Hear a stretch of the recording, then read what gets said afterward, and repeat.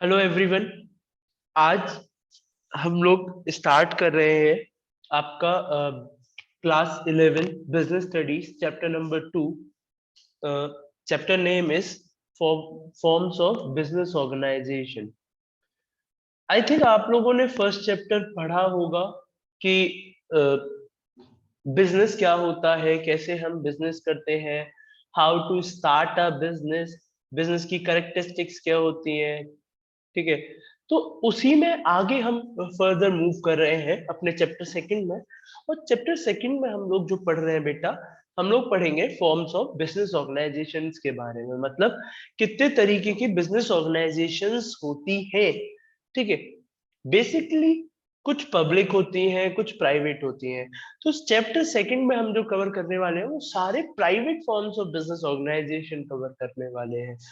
ठीक है, तो अभी तक हम लोगों ने ये तो पढ़ा कि एक बिजनेस को कैसे स्टार्ट किया जाता है, कैसे प्लान किया जाता है। अब मुझे कैसा बिजनेस खोलना चाहिए वो कैसे डिसाइड करूंगा?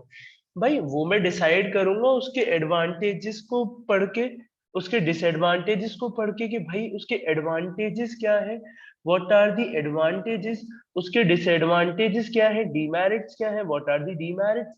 तो ये सारी चीजें पढ़ के आई विल डिसाइड कि मुझे क्या करना है, मुझे कौन सी फॉर्म ऑफ ऑर्गेनाइजेशन को चूज करना है। ठीक है, तो यहाँ पे हम जो different forms of business organisation पढ़ने वाले हैं, हम लोग सबसे पहले पढ़ेंगे आपका सोल प्रोपराइटर। उसके बाद सेकंड हम लोग आपका पढ़ेंगे joint Hindu family, joint Hindu family business. उसके बाद थर्ड हम लोग पढ़ेंगे बेटा पार्टनरशिप।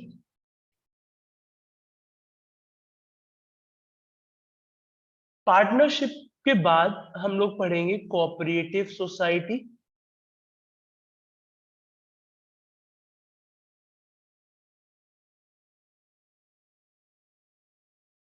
और कोऑपरेटिव सोसाइटी के बाद हम लोग पढ़ेंगे आपका last topic joint stock company. Last हम लोग क्या पढ़ेंगे? Joint stock company. तो हम लोग इन सब के बारे में पढ़ने वाले हैं। एक एक करके हम लोग इनको इन डेप्थ देखेंगे कि व्हाट आर दी फीचर्स, उसके बाद what are the merits and demerits.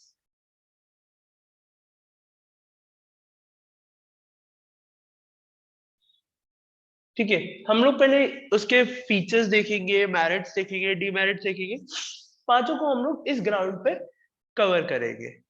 ठीक है, so without wasting much time हम लोग आगे मूव करते हैं। आगे बढ़ने से पहले मैं आपको एक चीज बता दूं कि आपको इसके रेस्पेक्टेड जो नोट्स है जो हम पढ़ रहे हैं, ये नोट्स आपको चाहिए तो अब मैं आपको एक लिंक शेयर कर दूंगा नीचे। आप वहां से उस लिंक के थ्रू इन्हें डाउनलोड कर सकते हैं। ओके बेटा, चलिए। तो हम लोग ये पांच फॉर्म्स पढ़ेंगे: sole proprietorship, joint Hindu family business, partnership, cooperative society and joint stock company. Let's start with sole proprietorship. बेटा सोल प्रोप्राइटरशिप क्या होता है? सोल मतलब सिंगल और प्रोप्राइटर मींस ओनर। ऐसा फॉर्म ऑफ बिजनेस ऑर्गेनाइजेशन जहां पे सिंगल ओनरशिप होती है उसे क्या कहते हैं? सोल प्रोप्राइटरशिप बोलते हैं। ठीक है, it is the form of business organisation which is owned, financed, manage, controlled by a single person. Okay, आप ये लाइन देख सकते हैं यहाँ पे साफ मेंशन्ड है, विच is owned, financed, manage and controlled by a single person. तो इस फॉर्म ऑफ ऑर्गेनाइजेशन में उसका ओनर, उससे उसके फाइनेंस से डील करना, उसके मैनेजिंग एक्टिविटीज को देखना, उस पर कंट्रोल रखना, सब सारे काम कौन करते हैं? एक अकेला बंदा करता है। अब मान लीजिए अगर मैं कोई बिजनेस कर रहा हूँ और मैं अकेला कर रहा हूँ, मेरा खुद का पैसा लग रहा है, मैं खुद ही ओनर हूँ, तो जाहिर सी बात है अगर प्रॉफिट होगा तो मेरा होगा और लॉस होगा तो मेरा होगा। ठीक है। ऐसा तो है नहीं कि मैं कहूं कि प्रॉफिट होगा तो मैं रख लूंगा, लॉस होगा तो तुम भी मेरा साथ दे देना, ऐसा नहीं है। सोल प्रोप्राइटर मींस जब मैं सारी चीजें अकेले कर रहा हूँ तो प्रॉफिट लॉस जो भी होगा I will bear it self, ठीक है। तो आप लोग मेरे साथ नहीं बियर करेंगे, मैं सेल्फ बियर करूंगा। ओके, आई होप यहां तक आप लोगों को क्लियर होगा। उसके बाद हम लोग फीचर्स की तरफ चलते हैं। तो पहला फीचर जो है, फीचर क्या है? फीचर, पहला फीचर है फॉर्मेशन एंड क्लोजर। तो जो सोल प्रोपराइटर है इसका जो फॉर्मेशन है बेटा, इसका फॉर्मेशन बहुत इजी है, मतलब इट्स वेरी इजी। क्यों? क्योंकि आपको कोई लीगल फॉर्मेलिटीज नहीं करनी, कुछ नहीं करना, आपको कहीं परमिशन नहीं लेनी, आप जब चाहे जहां चाहे अपना सोल प्रोप्राइटर वाला बिजनेस स्टार्ट कर सकते हैं। बट जैसा कि हम लोग जानते हैं एक्सेप्शंस आर ऑलवेज देयर, तो यहाँ पे भी कुछ बेटा थोड़ी सी एक्सेप्शंस है। अब वो एक्सेप्शंस क्या है? जैसे आप केमिस्ट शॉप खोलना चाहते हैं, आप आर्म्स शॉप खोलना चाहते हैं, आप पेट्रोल पंप खोलना चाहते हैं, तो इन चीजों के लिए क्या करना पड़ेगा? आपको लाइसेंस लेना पड़ेगा, ठीक है। तो थोड़ा बहुत स्पेशल केसेस में लाइसेंस रिक्वायर्ड है, अदरवाइज आपको अगर एक परचूनी की दुकान खोलनी है, एक जनरल स्टोर खोलना है, तो यू आर फ्री, आपको कहीं से कोई परमिशन नहीं लेनी पड़ेगी बेटा। और जब आपका लगे आपको नुकसान हो रहा है तब आप बंद भी कर सकते हैं, उसके लिए भी फिर आपको कोई परमिशन नहीं लेनी, कोई लीगल रिक्वायरमेंट पूरी नहीं करनी। तो फर्स्ट पॉइंट ये है। सेकंड पॉइंट है लाइबिलिटी। अब ये लाइबिलिटी वाला जो मसला है ये आपको हर जो फॉर्म ऑफ ऑर्गेनाइजेशन है हर एक में मिलेगा, ठीक है। तो एक तो है, या तो आप इससे कंफ्यूज रहिए या फिर आप इसको क्लियर कर लीजिए। अच्छा, कोशिश करते हैं इसको ऐसे क्लियर करने की कि आप कभी ना भूलें, ठीक है। तो लाइबिलिटी क्या है? लाइबिलिटी होती है भाई मेरे ऊपर कोई कर्जा है, I am having some obligation to pay back, I am having some obligation कि मुझे ये चीज लौटानी है, मेरे ये ऐसा है, ठीक है।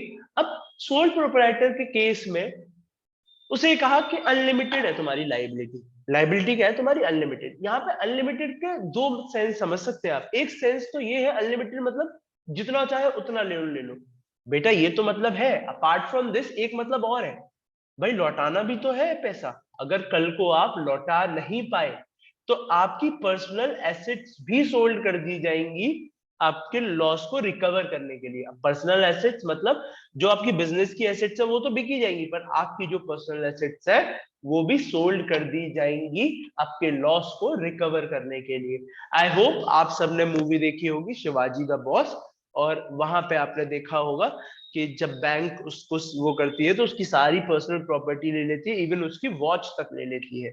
तो आप इसको वहां से हल्का थोड़ा बहुत रिलेट कर सकते हैं, ठीक है। तो सेकंड पॉइंट होप सो सबको क्लियर हो गया होगा।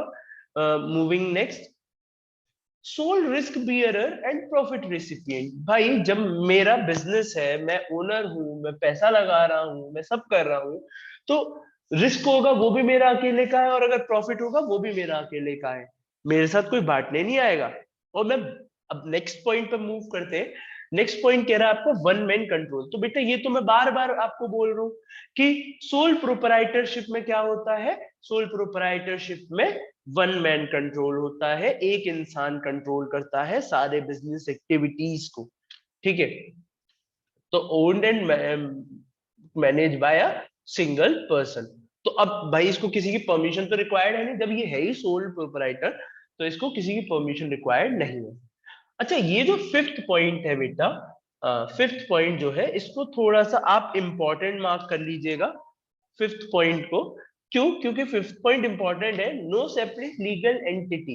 ये नो सेपरेट एंटिटी ये आपने अभी अपने अकाउंट्स में पढ़ा होगा। सेपरेट एंटिटी का मतलब होता है बिजनेस अलग, ओनर अलग, ठीक है। और हम कहते हैं कि ये हर कोई फॉलो करता है, बट ऐसा नहीं है। सोल प्रोप्राइटर इसका एक एक्सेप्शन ऐसा है, इस केस में जहां सोल प्रोप्राइटर होता है वहां पे हम ये मानते हैं ओनर और बिजनेस एक ही चीज है, ओनर और बिजनेस अलग अलग नहीं है। केवल सोल प्रोप्राइटर के केस में हम ऐसा मानते हैं कि ओनर और बिजनेस एक ही है, अलग अलग नहीं है। एग्जाम्पल जैसे सब्जी वाला, सब्जी वाला जो है वो सब्जी बेचने जा रहा है, ठीक है। अब उसने ना तुमने उसे 500 रुपये दिए, तुमने 150 रुपये की सब्जी ले ली, उसे खुले नहीं है, तो तुमने कहा चलो कोई नहीं, कल सब्जी देने आ जाना, कल सब्जी ले लेंगे, या परसों देने आ जाना, परसों ले लेंगे। ठीक है। अब वो आया 2 या 3 महीने बाद आपके एरिया में, आपने उसे पकड़ लिया, ला भाई बचे हुए पैसे दे, तू पैसे नहीं देके गया। तो उसने कहा कि भाई वो मैंने थोड़ी ना लिया था, वो तो बिजनेस का कर्जा है, बिजनेस से लो। तो तुम लोग क्या करोगे? जाहिर सी बात है उसको पकड़ के मारोगे या पुलिस के हवाले कर दोगे। क्यों? क्योंकि बेटा वहां ना उस केस में आप ओनर और बिजनेस को अलग अलग कर ही नहीं सकते। तो सोल प्रोप्राइटर के केस में you can not separate business from the owner. ठीक है, तो no separate legal entity concept यहाँ फॉलो होता है कि कोई सेपरेट लीगल एंटिटी नहीं है, ओनर और बिजनेस एक ही चीज है, वन और the same thing. Okay, moving next, lack of business continuity. भाई बिजनेस की कॉन्टिन्यूटी यहाँ पे बहुत कम है, बहुत कम है कि बिजनेस चलता रहेगा for ever, future for ever. ठीक है, क्यों? रीजन क्या है भाई? अगर मैं खोल रहा हूं तो मैं अपनी जिम्मेदारी ले सकता हूँ, मैं अपने बच्चों की नहीं जिम्मेदारी ले सकता। अब सोल प्रोप्राइटर हूं, मैं अकेला करने वाला हूँ, कल को मेरी तबीयत खराब हो गई, मैं ल्यूनेटिक हो गया, मैं इंसॉल्वेंट हो गया, ल्यूनेटिक मतलब पागल, ठीक है, अनसाउंड माइंड हो गया, तो भाई मेरा बिजनेस बंद हो जाएगा। क्यों? क्योंकि मैं ही सोल प्रोप्राइटर हूँ, मेरे से ही बिजनेस है, अगर मैं ही नहीं तो बिजनेस का है बात का। ठीक है, तो लैक ऑफ बिजनेस कॉन्टिन्यूटी। उसके बाद now we are moving on to marriage. अब इसके कुछ फायदे भी हैं, ये वाले काम करने के कुछ फायदे भी हैं। पहला फायदा क्या है? Quick decision making. Quick decision making में बच्चा यहाँ बोल रहे हैं कि भाई जब मैं अकेला करने वाला हूं, मैं अकेला ओनर हूं, मैं कंट्रोल कर रहा हूं, तो मैं आसानी से डिसीजन ले सकता हूं ना, क्योंकि मुझे किसी की परमिशन रिक्वायर्ड नहीं है।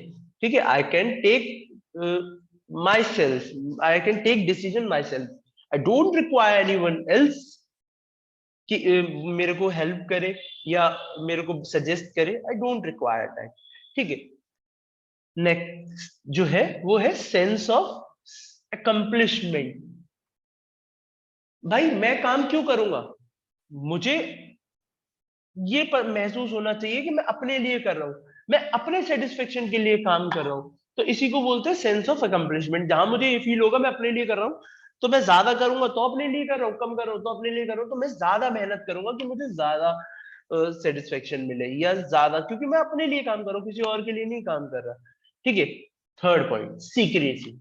जाहिर सी बात है, जब आपका कोई रजिस्ट्रेशन मैंडेटरी नहीं है, ठीक है, और आप अकेले काम कर रहे हैं, तो आप पूरा सीक्रेट है, ना तो आप समाज में किसी से बातें शेयर कर रहे हैं, और ना ही आप गवर्नमेंट से अपनी चीजें साझा कर रहे हैं। क्यों? क्योंकि रजिस्ट्रेशन तो है ही नहीं। अब जब आपका कोई रजिस्ट्रेशन नहीं है, आप लीगली एग्जिस्ट ही नहीं करते, तो आपके बारे में क्या ही जानती है गवर्नमेंट? तो क्या है, चीजें फुल्ली सीक्रेट है। उसके बाद फोर्थ, डायरेक्ट इंसेंटिव। ये डायरेक्ट रिलेशनशिप है, आप जितने एफर्ट्स डालेंगे उतना आउटकम आपको मिलेगा, क्योंकि आप खुद ही करने वाले हैं। आपको एक्स्ट्रा प्रॉफिट कमाना, आप एक्स्ट्रा वर्क करिए, एडिशनल एफर्ट्स लगाइए, आप एक्स्ट्रा अर्न कर सकते हैं। नेक्स्ट पॉइंट है इजी फॉर्मेशन एंड क्लोजर। वो तो मैंने आपको बता ही दिया कि कोई लॉ नहीं बना हुआ कि जिसके अंदर आपको रजिस्टर्ड कराना है, ये करना है, वो करना है। तो क्या है, इजी फॉर्मेशन एंड क्लोजर। उसके बाद बात करते हैं बेटा फ्लेक्सिबिलिटी ऑफ ऑपरेशन। ऑपरेशन बिल्कुल फ्लेक्सिबल है। मैं आज सब्जी बेचने का काम कर रहा हूं, अगर मुझे लग रहा है कि इसमें प्रॉफिट नहीं है, मुझे कुछ और करना चाहिए, तो मैं वो कर सकता हूँ, आई एम कंप्लीटली फ्री। मेरे को कोई ये नहीं कहेगा कि आप ये काम क्यों कर रहे हैं, या कोई मेरे को मना करने नहीं आएगा बेटा। Okay, moving next, we comes to demerits. What are the demerits of sole proprietorship? Sole proprietorship के डीमेरिट्स क्या है? भाई मैं अकेला बंदा हूं, मान लो मैं 1 लाख लगा सकता हूँ, मैं बिजनेस में 2 लाख लगा सकता हूँ, और अगर मैं ज्यादा अमीर हूं तो 10 लाख लगा सकता हूँ, पर एक लिमिट है ना, उसके बाद तो मैं पैसे नहीं लगा सकता। जहां जितने भी लगा सकता हूँ वो एक लिमिट है, इससे ऊपर नहीं जा सकता। तो ये क्या है, इसका डीमेरिट है, आपके पास रिसोर्सेज क्या है, लिमिटेड है, क्योंकि आप अकेले हैं। ठीक है। दूसरा, limited life of business concern. यहाँ पे बिजनेस की लाइफ क्या होती है, बहुत लिमिटेड है। आप हैं जब तक है, आप नहीं, बिजनेस नहीं। अगर मैं अनसाउंड माइंड हो गया, मेरा बिजनेस बंद हो जाएगा। अगर मैं इंसॉल्वेंट हो गया, तो मेरा बिजनेस क्या हो जाएगा, बंद हो जाएगा। तो it's a limited life of business concern. Third point आपका अनलिमिटेड लायबिलिटी। अनलिमिटेड लायबिलिटी मैंने अभी भी बताया कि अगर आप कल को रीपे नहीं कर पाते तो आपकी पर्सनल एसेट्स भी सोल्ड कर दी जाएंगी उस लॉस को या उस लोन को या जो भी लायबिलिटी है उसको रिकवर करने के लिए बेटा। ठीक है। तो अब भाई जब मेरा घर बार मेरी पर्सनल एसेट्स बिक रही है तो क्या ये अच्छी बात है? हमारे समाज में तो इसको बहुत बुरा मानते हैं अगर आपका घर बार बिक रहा है तो unlimited liability is a demerit. Now fourth point, limited managerial ability. अब जरूरी थोड़ी ना हर सब्जी वाला जो है वो एमबीए करा हुआ होगा या हर सब्जी वाले के अंदर एमबीए स्किल्स होंगी या हर कॉबलर के अंदर एमबीए स्किल्स होंगी, नहीं। तो क्या है, लिमिटेड मैनेजरियल एबिलिटी होता है, हर कोई मैनेजर वाली फंक्शन को परफॉर्म नहीं कर सकता। तो ये क्या आ जाता है इसका अगेन ड्रॉबैक आ जाता है। ठीक है। Hope so first form of business organisation that is आपका पार्ट सोल प्रोपराइटरशिप आपको क्लियर हो गया होगा, इसमें आपको कोई भी डाउट नहीं होगा। If you are having any doubt you can ask me. Okay, now we are moving next towards Hindu undivided family business. Now we are moving next towards Hindu undivided family business. तो बेटा what is Hindu undivided family business? Actually में होता क्या है कि Hindu undivided family business, बेटा Hindu undivided family business है कि मेरे मेरे बाबा या मेरे परदादा ने कोई बिजनेस स्टार्ट किया, उसके बाद उनके जितने बच्चे थे वो उस बिजनेस में गए, फिर उनके जितने बच्चे हुए वो भी उसी बिजनेस में। तो क्या है, जनरेशन आफ्टर जनरेशन वो बिजनेस चलता आ रहा है और फैमिली के सारे मेंबर्स उसी बिजनेस में इन्वॉल्व होते जा रहे हैं। उसको क्या बोलते हैं, जॉइंट हिंदू फैमिली बिजनेस या हिंदू अनडिवाइडेड फैमिली बिजनेस। अच्छा, इस फॉर्म ऑफ ऑर्गेनाइजेशन में जो है वो जो यंग एल्डेस्ट मेंबर होता है फैमिली का, eldest member of the family को हम लोग बोलते हैं कर्ता या मुखिया। ठीक है, ये oldest form of business organisation है जो कि आपका इंडिया में पाया जाता है। ठीक है, it is the oldest form of business organization which founded in India, oldest form of business organization founded only in India। ठीक है। और ये गवर्न भाई अब इसको चलाने के लिए कोई चीज तो होगी, कोई ऐसा लॉ तो बना होगा। हाँ बिल्कुल बना है। It deals with Hindu law, Hindu succession act 1956 से ये डील होता है बेटा, ये हम आगे पढ़ेंगे अभी।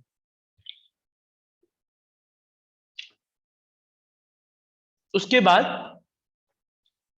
अब जो यहाँ पे जो मेंबरशिप होती है ना वो बाय बर्थ होती है। जैसे एक एक बंदा था, वो जॉइंट हिंदू फैमिली का मेंबर था, अब उसका बेटा बॉर्न हुआ तो बेटा बॉर्न होते ही मेंबर बन जाएगा उस बिजनेस का।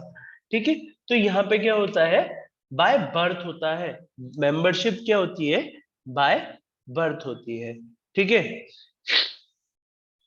और जितने भी मेंबर है, अगर मान लो 10 मेंबर है फैमिली में, तो सबके पास बराबर की ओनरशिप होगी, इक्वल ओनरशिप राइट्स होंगे। All the family members have equal ownership right, सबके पास इक्वल ओनरशिप राइट होते हैं एंसेस्ट्रल प्रॉपर्टी के। मतलब भाई जो मेरे बाबा ने जो बिजनेस स्टार्ट किया उनकी जो भी प्रॉपर्टी होगी उस पर सबका क्या होगा, बराबर का अधिकार होगा, इक्वल राइट्स होंगे।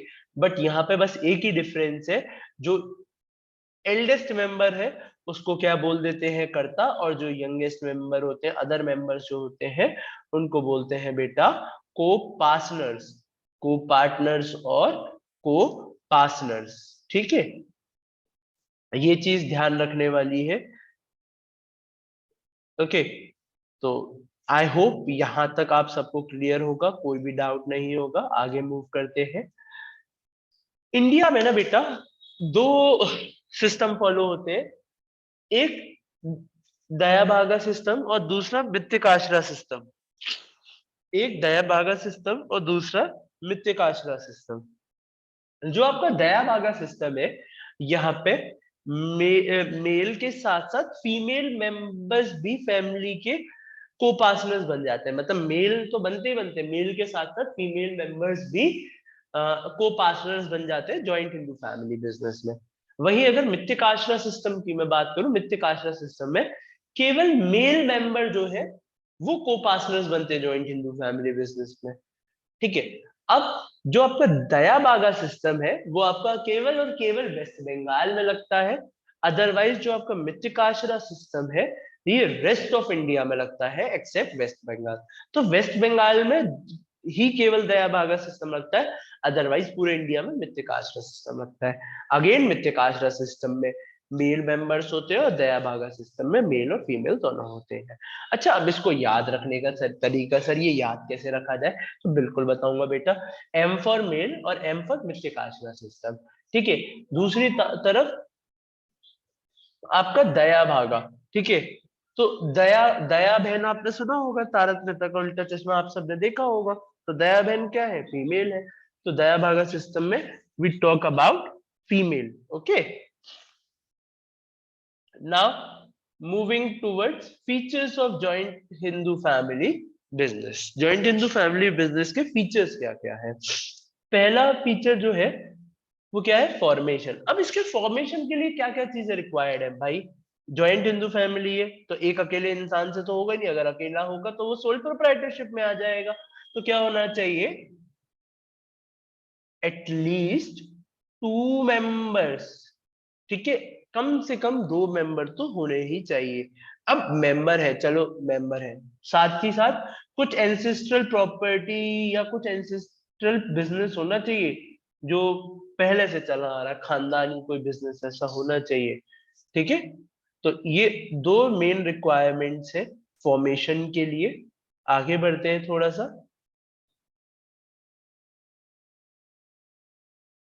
ठीक है, और यहाँ पे मैंने बताया कि ऑटोमेटिकली आप मेंबर बन जाते हैं बाय बर्थ। ठीक है। तो क्या है, अब ऑटोमेटिकली जब आप बन रहे हैं तो क्या है, नो एग्रीमेंट इज नेसेसरी, कोई नेसेसरी एग्रीमेंट रिक्वायर्ड नहीं है। आप पैदा हुए, आप ओनर बन गए, आपको ओनरशिप राइट मिल जाएंगे। तो आपको उसके लिए कोई अलग पेपर वर्क करने की जरूरत नहीं है बेटा जी। उसके बाद ये किससे गवर्न होता है, it is govern by the Hindu succession act 1956। ये मैं आपको बता चुका हूं पहले ही। तो इसके फॉर्मेशन में हमने क्या क्या पढ़ा, कुछ कोई एंसेस्ट्रल प्रॉपर्टी होनी चाहिए, एटलीस्ट 2 लोग होने चाहिए। यहाँ पे मेंबरशिप बाय बर्थ होती है, देयरफॉर नो एग्रीमेंट रिक्वायर्ड। और फोर्थ पॉइंट क्या है, it is governed bye the Hindu succession act 1956। Okay, now moving towards liability.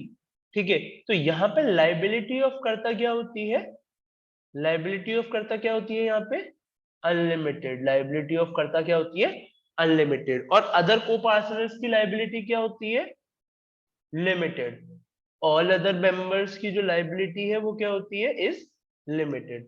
तो ये इसका क्या है, फायदा है नुकसान है भाई। कर्ता के अगर पॉइंट ऑफ व्यू से देखें तो ये डिमेरिट्स में आएगा, क्योंकि कर्ता की पर्सनल प्रॉपर्टी बिक रही है, और पर्सनल प्रॉपर्टी बिकना तो अच्छी बात है नहीं, यही तो हमने पढ़ा है।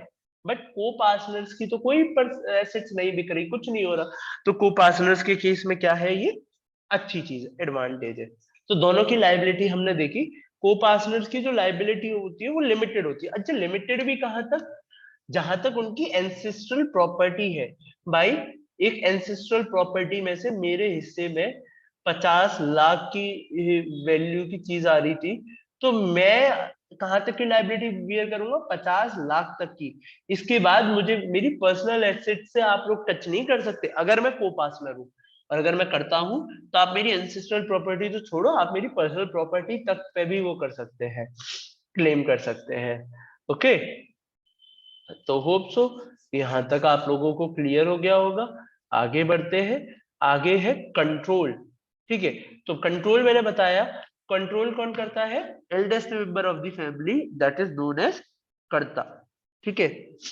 भाई जब मेरी लाइबिलिटी अनलिमिटेड है, कल को मेरा घर बार भी बिक सकता है, तो कंट्रोल जाहिर सी बात है मैं अपने पास ही रखूंगा, मैं क्यों दूंगा किसी के हाथ में। तो कर्ता का क्या होता है, फुल कंट्रोल होता है। और कर्ता जो भी डिसीजन लेता है, मैनेजिंग डिसीजन, वो बाइंडिंग होते हैं अदर मेंबर्स पर, उन्हें मानना ही पड़ेगा, भले ही उसका डिसीजन कितना भी गलत है। पर वंस The कर्ता has decided, co-partner can't do anything with respect to that. उसे उन्हें मानना पड़ेगा उसका वो डिसीजन। ओके, उसके बाद कॉन्टिन्यूटी। भाई कॉन्टिन्यूटी क्या है, करता है, करता चला गया, तो कर्ता के बाद जो नेक्स्ट एल्डेस्ट मेंबर होगा वो बन जाएगा। ठीक है, बट जब भी हमें ये बिजनेस बंद करना है तो ये सबकी म्यूचुअल कंसेंट से होगा, आप अकेले कुछ नहीं कर सकते इसमें। क्या होगा, सबकी म्यूचुअल कंसेंट से होगा, आप अकेले कुछ भी नहीं कर सकते बेटा इस चीज में। ठीक है, और इस तरीके से ये बिजनेस चलता रहता है। क्यों, क्योंकि एक एल्डर मेंबर गया, नया एल्डर मेंबर आ जाएगा। ऐसा नहीं हो सकता मैं करता था, मैं चाहूं मेरे बाद मेरे बेटे को गद्दी मिल जाए, नहीं, हो ही नहीं सकता। लॉ ये कहता है कि आपके बाद जो नेक्स्ट एल्डेस्ट मेंबर होगा फैमिली में वो कर्ता बनेगा। ओके, उसके बाद एक चीज आती है माइनर मेंबर। बिल्कुल बन सकता है, अभी भी बताया यहाँ पे मेंबरशिप बाय बर्थ होती है, और बाय बर्थ ही आप फुल फ्लेज मेंबर बन जाते हैं। मतलब अगर प्रॉफिट होगा तो भी आपके साथ आप में बटेगा, और लॉस होगा तो भी आपके साथ साथ बटेगा। ठीक है, कोई रेस्ट्रिक्शन नहीं है माइनर की कि वो पार्टनर नहीं बन सकता, ये नहीं बन सकता, वो फुल फ्लेज पार्टनर बन सकता है। ठीक है, माइनर के बारे में। वही बात करते हैं रजिस्ट्रेशन। तो फिर से यहाँ पर रजिस्ट्रेशन नेसेसरी नहीं है। ठीक है, registration is not mandatory as it is govern by the Hindu succession law या हिंदू सक्सेशन एक्ट। ठीक है, तो यहाँ पे कोई भी रजिस्ट्रेशन रिक्वायर्ड नहीं है बेटा जी। उसके बाद बात करते हैं मेरिट्स की। What are the merits? तो पहला मेरिट है इजी फॉर्मेशन। पहला मेरिट क्या है? Easy formation. मैंने बताया कि अगर आपके पास एंसेस्ट्रल प्रॉपर्टी है, आप दो से ज्यादा लोग हैं, तो आप अपना बिजनेस कर सकते हैं, और it comes under Hindu succession act 1956। तो आपको कोई लीगल फॉर्मेलिटी रिक्वायर्ड नहीं है, कुछ बेसिक बातें हैं, इनका ध्यान रखिए और आप बिजनेस स्टार्ट करिए। ऐसा कोई लीगल रजिस्ट्रेशन नहीं कराना, कोई सर्टिफिकेट नहीं लेना, कुछ नहीं करना, आप बिजनेस स्टार्ट कर सकते हैं। कोई decision and prompt corrective action. भाई कर्ता जो है वो अकेला डिसीजन ले सकता है, और उसका डिसीजन क्या होगा? बाइंडिंग होगा ऑल अदर मेंबर्स के लिए। ठीक है, उसका डिसीजन क्या होगा? बाइंडिंग होगा। तो क्या है, वो जल्दी डिसाइड कर सकता है, क्योंकि उसे औरों से कंसल्ट करने की जरूरत नहीं है। उसके बाद थर्ड पॉइंट जो है वो कहता है फ्लेक्सिबिलिटी इन ऑपरेशन। ठीक है, ये फ्लेक्सिबिलिटी ऑफ ऑपरेशन क्या है कि भैया वो अपने हिसाब से बिजनेस को एक्सपेंड कर सकता है, बढ़ा सकता है, कॉन्ट्रैक्ट कर सकता है। उसे लग रहा है कि इस लाइन में ज्यादा फायदा नहीं हो रहा, तो वो एक नई लाइन चूज कर सकता है। ठीक है, तो इसे क्या बोलेंगे हम लोग? फ्लेक्सिबिलिटी ऑफ ऑपरेशन बोलेंगे। ठीक है, उसके बाद मूविंग नेक्स्ट, बिजनेस सीक्रेसी। भाई अब जो सीक्रेट है बिजनेस के, वो किसके बीच में रहते हैं? केवल फैमिली मेंबर्स के बीच में रहते हैं। देखो, आप समाज समाज का कोई इन्वॉल्वमेंट है नहीं, तो समाज से आप शेयर करने जाएंगे नहीं। वहीं अगर गवर्नमेंट की मैं बात करूं, तो जब आप रजिस्ट्रेशन नहीं करा रहे तो आपका कोई लीगल एग्जिस्टेंस नहीं है, आप कोई आपका लीगल पेपर वर्क तो हुआ नहीं है, तो गवर्नमेंट की आंखों में भी आप एग्जिस्ट नहीं कर सकते। तो you are your business is completely secret business. Okay, उसके बाद कॉन्टिन्यूटी ऑफ बिजनेस। ये इसका सबसे बड़ा मेरिट है कि मैं रहूं ना रहूं, मेरा बिजनेस चलता रहेगा, क्योंकि मेरे बाद मेरा अगला जो एल्डर मेंबर होगा फैमिली का, वो बिजनेस को क्या करेगा? टुक ओवर करेगा। ठीक है, तो यहाँ पर कंटिन्यूटी हाई होती है बिजनेस की। उसके बाद एक और फायदा मैं आपको पहले भी बता चुका था, लिमिटेड लाइबिलिटी ऑफ को पार्टनर्स। यहाँ पे को पार्टनर्स की लाइबिलिटी क्या है? लिमिटेड। उनकी पर्सनल प्रॉपर्टी पे कोई दिक्कत नहीं आएगी, ये उनके लिए अच्छी बात है। ठीक है, अब बात करते हैं डीमेरिट्स की। तो पहला डीमेरिट क्या है बेटा? Limited capital. यहाँ पे लाइबिलिटी क्या होती है?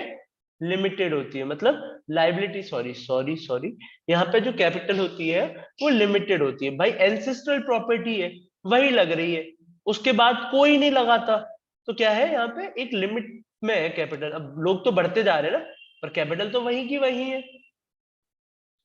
ठीक है। अनलिमिटेड लाइबिलिटी ऑफ कर्ता, ये अगला ड्रॉबैक है कि कर्ता की लाइबिलिटी क्या होती है, अनलिमिटेड होती है। कल को उसका घर बार सब बिक जाएगा उसके चक्कर में। ठीक है। लैक ऑफ स्टेबिलिटी, स्टेबिलिटी क्या है, बिल्कुल नहीं है यहाँ पे। क्यों?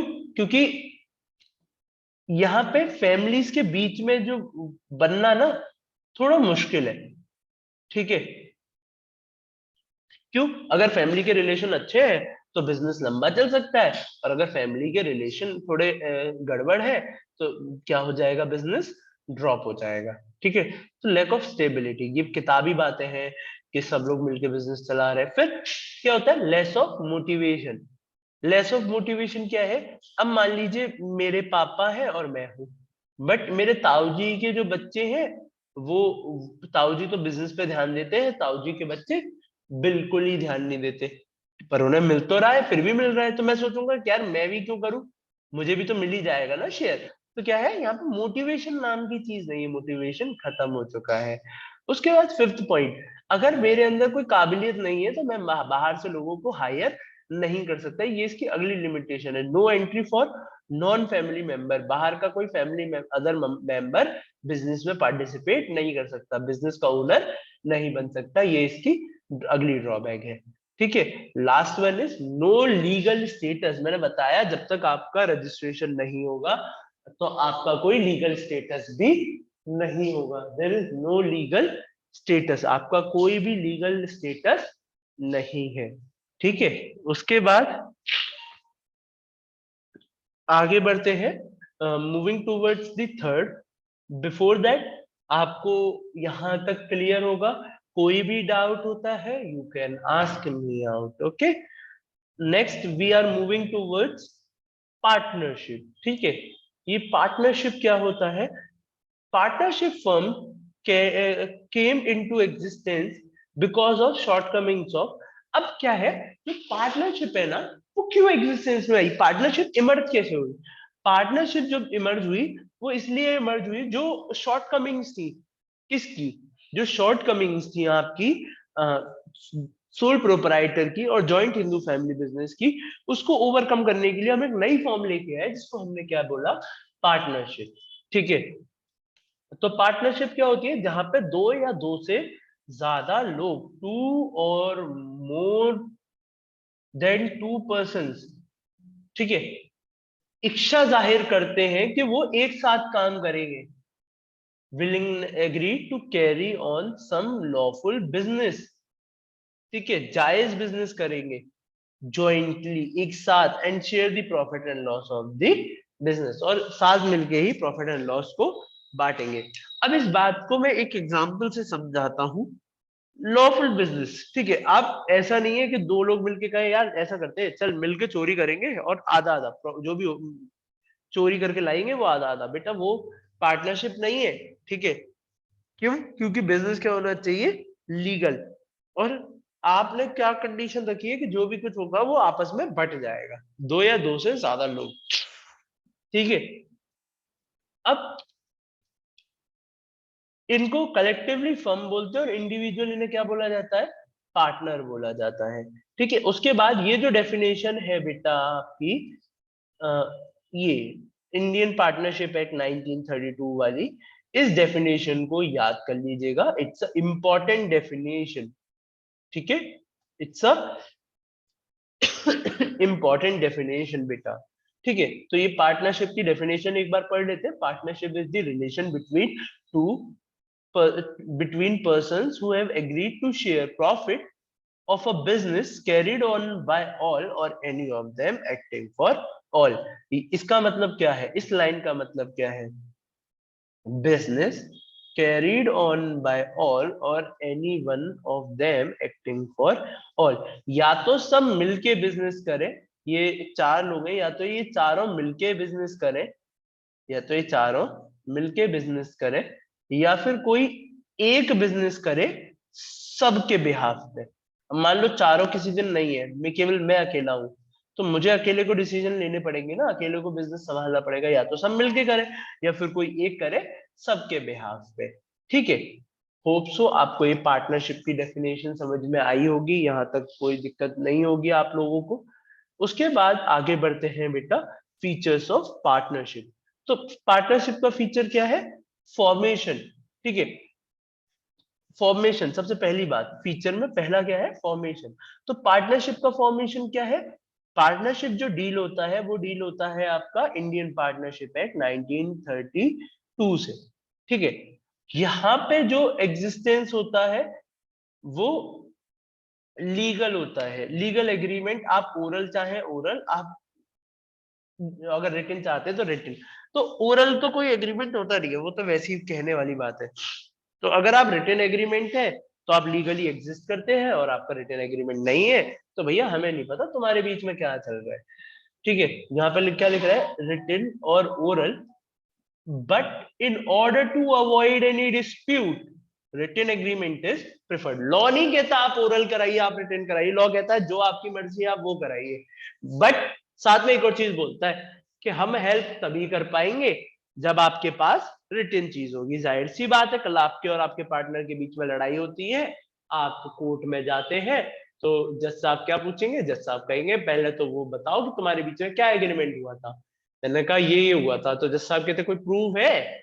क्या मैं मना कर दूं मेरे पास प्रूफ नहीं है? तो मेरे पास कुछ प्रूफ होना चाहिए बेटा, उन्हें साबित, अपनी बात को साबित करने के लिए, इसीलिए रिटन एग्रीमेंट इज रिक्वायर्ड। ठीक है, अब नेक्स्ट पॉइंट की बात करते हैं हम लोग, लाइबिलिटी। तो पार्टनरशिप में लाइबिलिटी कैसी होती है? पार्टनरशिप में जो लाइबिलिटी होती है वो क्या होती है? लिमिटेड। लिमिटेड नहीं, पार्टनरशिप में लाइबिलिटी होती है अनलिमिटेड। सारे पार्टनर्स की लाइबिलिटी क्या होती है? अनलिमिटेड। अगर हमें लिमिटेड करनी है, अगर हमें सब पार्टनर्स की लाइबिलिटी क्या करनी है? लिमिटेड करनी है, तो वो एक नई फॉर्म ऑफ बिजनेस ऑर्गेनाइजेशन बन जाता है, जिसको हम लोग बोलते हैं LLP, limited liability partnership. Limited liability partnership. ठीक है, तो अगर हमें लाइबिलिटी लिमिटेड करनी है तो ये है, इसके बारे में हम बाद में बात करेंगे। बट फिलहाल अभी लाइबिलिटी कैसी होती है? सभी पार्टनर्स की अनलिमिटेड। और अनलिमिटेड का मतलब आप समझ ही गए होंगे कि in case of loss, if you can not repay, then your personal assets will be sold off to recover the losses, to recover the depth. Okay, is that clear? Liability समझ में आ गया होगा। उसके बाद risk bearing and sharing of profit. भाई अब जब हम लोग चार लोग साथ हैं तो प्रॉफिट भी बटेगा, तो सब में बटेगा, और लॉस बटेगा वो भी सब में बटेगा। तो हम लोग सारी चीजें साथ मिलकर करेंगे, risk bearing and sharing of profit. Risk भी बियर करेंगे और प्रॉफिट भी शेयर करेंगे तुम्हारे साथ। ठीक है, उसके बाद फोर्थ आता है डिसीजन मेकिंग एंड कंट्रोल। ठीक है, अब यहाँ पे क्या है? डिसीजन मेकिंग एंड कंट्रोल की बात करें, सभी के पास राइट है। अब मान लो सब लोग बाहर गए, मैं अकेला हूं, अब मुझे क्या सबको फोन करना पड़ेगा या सबके आने का इंतजार करना पड़ेगा? तो क्या है, सबके हाथ में पावर है, सबके राइट्स है कि वो पार्टिसिपेट करे मैनेजमेंट में। ठीक है, generally the decision are taken with the mutual consent of partner. ज्यादातर तो यही होता है कि सब साथ डिसीजन ले जो भी लेना है, बट आप अगर कोई नहीं है तो उनके एब्सेंस में भी आप वर्क कर सकते हैं बेटा जी। उसके बाद नेक्स्ट, कॉन्टिन्यूटी। तो यहाँ पे क्या होता है, 90 जो पार्टनरशिप एक्ट है वो ये कहता है कि कोई भी एक पार्टनर अगर ल्यूनेटिक हो जाता है, रिटायर्ड हो जाता है, डेथ हो जाता है या इंसॉल्वेंसी होती है, उस केस में आपको पार्टनरशिप बंद करनी पड़ेगी और आपको एक नया एग्रीमेंट करना पड़ेगा। आपको मतलब रिमेनिंग पार्टनर्स को एक नया एग्रीमेंट करना पड़ेगा। ठीक है, तो कॉन्टिन्यूटी की बात आप लोगों को यहाँ पे समझ में आ गई होगी कि यहाँ पे कॉन्टिन्यूटी कैसी है। वैसे तो ठीक है, बट अगर कोई भी एक पार्टनर के साथ दिक्कत होती है तो आपको पुराना पार्टनरशिप एग्रीमेंट खत्म करके नया पार्टनरशिप एग्रीमेंट बनवाना पड़ेगा बेटा। ठीक है, उसके बाद बात करते हैं मेंबरशिप की। उसके बाद बात करते हैं हम लोग मेंबरशिप। ठीक है, अब ये मेंबरशिप सर क्या है बेटा, पढ़ लेते हैं। बेटा दो से ज्यादा मेंबर होना चाहिए। मैक्सिमम, मैक्सिमम लिमिट ये जो 50 यहाँ लिख रहा है, ये मैं नहीं बोलूंगा कि ये सही है, ये आपका होमवर्क है। आप मेरे को सर्च करके बताएंगे कि इसकी ये लिमिट कितनी है। ठीक है। उसके बाद सेवेंथ पॉइंट जो है वो है म्यूचुअल एजेंसी। म्यूचुअल एजेंसी को समझने के लिए आपको एक लाइन पढ़नी होगी। वो लाइन क्या थी बेटा? देखिए अभी आपने एक लाइन पढ़ी थी, business carried on by all or any of them acting for all. या तो सब मिलके बिजनेस करें या फिर कोई एक करे सबके बिहाफ पे। तो क्या है, इनका म्यूचुअल एजेंसी रिलेशनशिप है। मैं जब वर्क कर रहा हूं तो मैं क्या कर रहा हूं, एज अ एजेंट काम कर रहा हूं इन लोगों के लिए। अब हो सकता है कि मैं बाहर हूं, कोई और बंदा हो, उस टाइम ये एज अ एजेंट वर्क कर रहा है, मैं एज अ प्रिंसिपल वर्क कर रहा हूं। तो यहाँ पे सब चार लोग हैं, चारों का आपस में क्या रिश्ता चल रहा है, प्रिंसिपल और एजेंट का। कोई सब लोग एक दूसरे के प्रिंसिपल भी है, मास्टर भी है, और सब लोग एक दूसरे के क्या है, एजेंट भी है। तो इसको क्या बोलते हैं, म्यूचुअल एजेंसी। सब लोग एक दूसरे के पार्ट, मतलब प्रिंसिपल भी है, मास्टर भी है, और सब लोग एक दूसरे के एजेंट भी है। क्यों? क्योंकि अगर मेरी एब्सेंस है तो मेरी बिहाफ पे कोई भी डिसीजन ले सकता है, जैसे एजेंट करते हैं वो सारी चीजें। इसको बोलते हैं mutual agency relationship. Next, moving on to registration. मैंने बोला रजिस्ट्रेशन क्या है, कंपलसरी नहीं है। आप चाहें तो रजिस्टर्ड कराएं, आप चाहें तो रजिस्टर्ड नहीं कराएं, बट आप रजिस्टर करा लेंगे तो आपको कुछ फायदे मिल जाएंगे रजिस्ट्रेशन कराने के। ये बात है। ठीक है। उसके बाद बात करते हैं मेरिट्स ऑफ पार्टनरशिप। भाई मेरिट्स ऑफ पार्टनरशिप बहुत आसान है। पहला पॉइंट है इजी फॉर्मेशन एंड क्लोजर। बहुत आसान है पार्टनरशिप बनाना। दो लोग इकट्ठे हुए, डिसाइड किया, पार्टनरशिप स्टार्ट। नहीं करना आपको रजिस्ट्रेशन, मत कराइए। आपको नई रिटन एग्रीमेंट चाहिए, आप मत कराइए। It's totally up to you. आपको अगर एक पार्टनर भी वो करता है तो आपको बिजनेस बंद करना पड़ेगा। तो it's a easy formation and closure policy. आप जब चाहे खोलिए, आप जब चाहे बंद कीजिए। It's totally up to you. आपको कोई नहीं कुछ कहेगा। ठीक है। उसके बाद मोर फंड्स और कैपिटल। भाई जितने ज्यादा लोग उतना ज्यादा पैसा, तो पार्टनरशिप का फायदा है। अगर मुझे बिजनेस को बड़ा करता जाना है तो मैं क्या करता जाऊंगा, लोगों को बढ़ाता जाऊंगा। तो मोर कैपिटल हो जाएगा, मतलब अगर ज्यादा लोग होंगे तो पैसा ज्यादा अरेंज हो जाएगा, और कम लोग होंगे तो पैसा कम अरेंज होगा। तो जाहिर सी बात है। शेयरिंग और डिवीजन ऑफ रिस्क, ये भी अच्छी बात है। अगर नुकसान होता है तो वो क्या है, चार पार्टनर है तो चार में बट जाता है। तो sharing of risk is a good thing. उसके बाद सीक्रेसी। देखो यहाँ पे